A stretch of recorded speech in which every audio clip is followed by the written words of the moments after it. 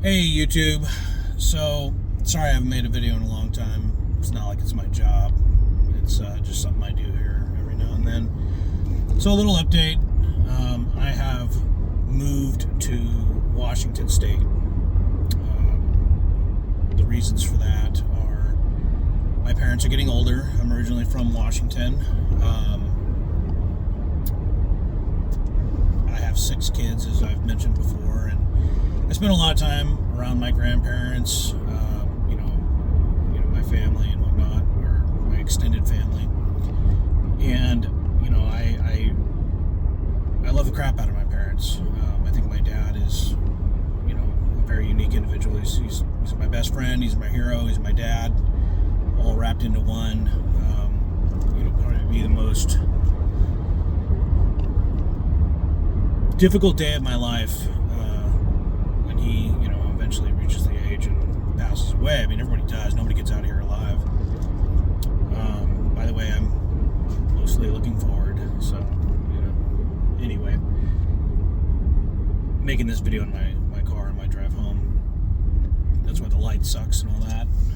Anyway, so I wanted my boys to have as much exposure to them as possible, and I've missed out on a lot of time now. That's not directly my fault. I went through a divorce and was geographically held hostage in the area that I was in Texas, Odessa, and Midland area, Permian Basin.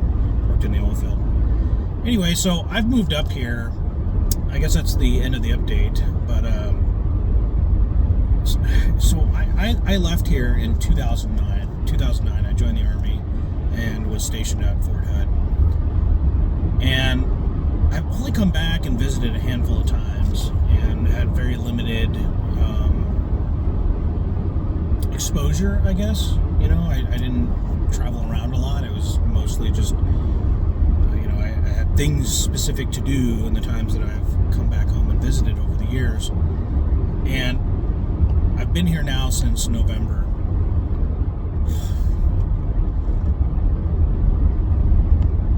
It's difficult to put into words. I see everybody walking around, that seems to be on the surface a normal, put together person, and I want to I want to go over and grab them by the shoulders and shake them and be like, what the hell did you guys do?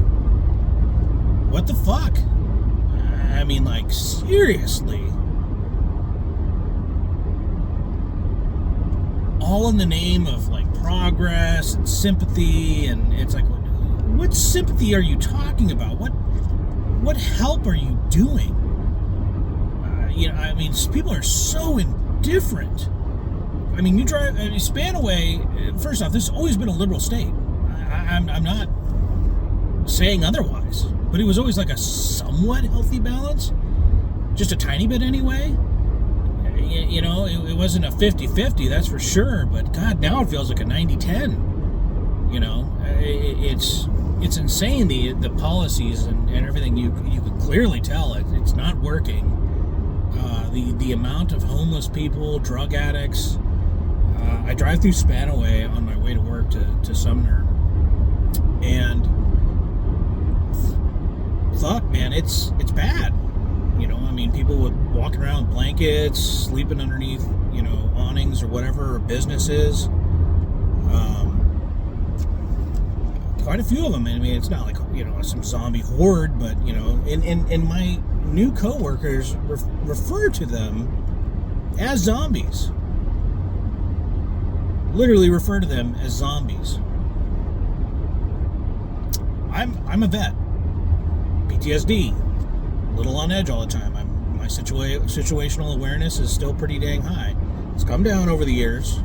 I'm not as stressed out and anxiety filled as I used to be, but it's a switch, I think, that'll probably never be turned off. And so for me, this has been an extremely unsettling experience, very unhinged. I'm constantly on guard, coming from Texas to here, you know, I mean, God, every place has their issues and problems in its own way and its own levels, but it's how you deal with them as well. You know, I went and visited my dad at the VFW in Olympia, and we could hear some shouting and whatever going on outside. And it was a homeless person stopping a city bus, throwing his bags and all his stuff in front of the bus, preventing it from moving forward. And he was in front of like some transportation building, this god awful building. A giant waste of money, if you ask me. I don't know why they couldn't just rent out, you know, small space. Anyway, clearly, you know, the people in power are, you know, trying to artificially stimulate things around here. But government's only good at spending money; they don't make money. They consume it.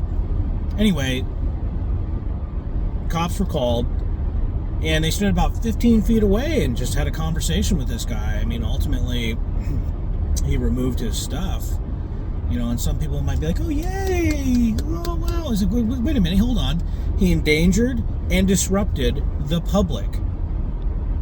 In Texas, they're not going to go and, like, beat the guy. They're 100% like, you're not allowed to do this. And because we say so. You're breaking the law. You're breaking the law. You know, if anything, it's like jaywalking or something. I don't know. I mean, anyway, they you know, they'd 100% given him the opportunity to cooperate. And then, you know, if the issue persisted, it would have resulted in handcuffs and, you know, a couple days stay in jail. You know, county or wherever, it doesn't matter, but he would have been removed. You know, you fuck around and find out. And that's, thank God, still a thing in Texas. I couldn't believe it. They stood 15 feet away, like as if they were afraid of him. He wasn't armed. He was quite a small guy, to be honest. Maybe 5'4", kind of skinny looking. I don't know what he was. Maybe Hispanic, you know, or Indian. I don't know. But unhappy and letting everybody around him know it and disrupting everyone. And I don't know. It's, you know, that's just one little example, you know, but it speaks volumes, though, you know, and I just don't understand. I just don't. This is such a beautiful state. You know, when I leave for work, I get to stare at Mount Rainier. It's one of the most beautiful mountains, I believe. And you could argue with me, and you know that you're right. I think it's one of the most beautiful mountains in the States. All the states. I mean, I'm sure in Alaska there's some pretty amazing things. I've seen them, actually, but it's like the Lonely Mountain. This big frickin' 14,500 or 700 foot tall mountain. It's the tallest mountain in the lower 48.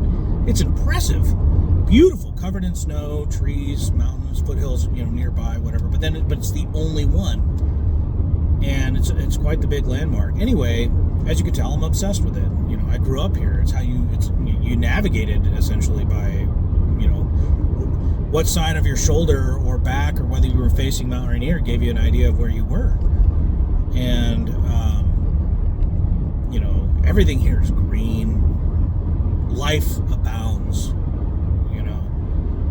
And it's frustrating to see these people who claim to have empathy and concern for their fellow man and everyone's equal and all that, when you see what I would consider suffering, human suffering, mental, physical suffering. And this is not, you know, Hawaii or, you know, San Diego.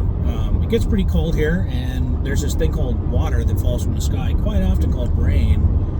So I look at some of them, and it just looks miserable, a miserable existence. And again, when I see people's reactions, you know, very, very cold, very indifferent. No one says it, but you get the very distinct feeling that they believe perhaps that they might be in that situation because they deserve it. You know, that they weren't giving enough, or they weren't, you know, doing the thing, to be successful, go to school, get a degree, aka membership to a club, and not everybody is gonna go out and have a six-figure job 2 years after college or a year after college. That's the other thing too. I owned a home when I lived in Texas, me and my wife. It was what was it, 2,400 square feet, 4-bedroom, 2-bath, and we were paying $1,800 a month. Taxes were like $3,300 or $3,400 a year. Very reasonable. Wasn't the best place in the world. Schools definitely sucked. But for those of you that don't know, the Permian or the Odessa area is the the famous high school Permian Saturday Night Lights. Anyway, out here schools are at least on the surface appear to be better. But I pay $3,100 a month in rent, and I don't even own. By the way, I'm home now. I'm in my driveway, and there's a slew of other bills associated. I'm not even a homeowner. Trash, water is all separate. My electric bill is just marginally better. Marginally. I remember this place was traditionally, very, very affordable in electricity. There's many hydro dams. I just heard recently, maybe a month now ago, they closed down the last coal-fired power plant, and now we're exporting electricity from Montana. This place birthed, one of the largest aviation giants, Boeing. Requires a lot of electricity for aluminum working, welding and such, and that was one of the reasons that grew here was energy power was cheap. Anyway, I'm getting off on a tangent.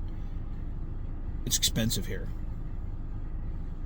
I felt very accomplished, comfortable. I was paying my taxes, driving to work, being a good person, loving my wife and kids, and felt pretty successful in life. Others might measure, maybe I wasn't as successful as I thought, but I was happy. And I'm happy here too. I see my parents more often, and it's certainly visually way more pleasing than High Plains Desert. But man, I feel the struggle daily.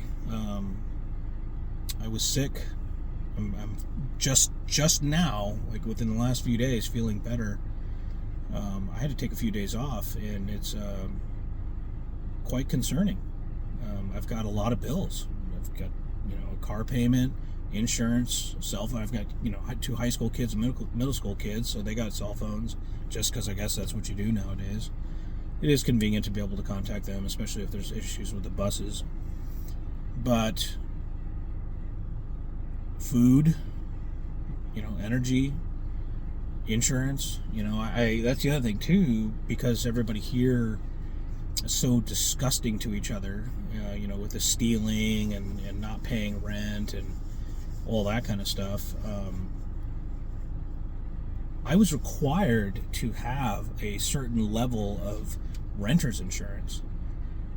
When I say a certain level, I would refer to it as a ridiculous level of insurance. And that's another added cost to living here. It's wild. I'll make more videos here soon discussing some of these things, but I just wanted to do kind of an update. Give you guys a little heads up on what's going on in my life, if anybody gives a shit. If anything, I'm doing this mostly for myself. But yeah, I'm pulling for you. Work hard. Don't let life get you down. All right. See you later.